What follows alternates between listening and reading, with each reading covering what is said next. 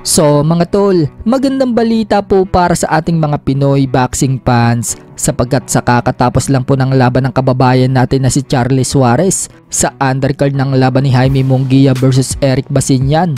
Wagi po si Charlie Suarez mga tol, tinalo niya ang kalabang si Jorge Castañeda via technical knockout sa round 3. Dahil sa panalo ni Suarez mga tol, nasungkit po niya ang WBO International Super Featherweight World Title. Nananatili pa rin pong walang talo si Suarez mga tol. Umabante na ang record niya sa 19 wins and no losses. Habang bumagsak naman ang record ni Jorge Castañeda sa 17 wins and 3 losses. Malaki na ang tsansa na world title na ang sunod na laban ni Suarez mga tol.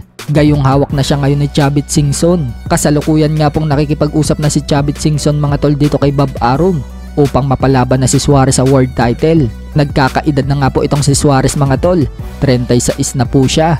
Kaya bago man lang siyang tuluyang magretiro sa boxing mga tol, sana maging world champion muna siya.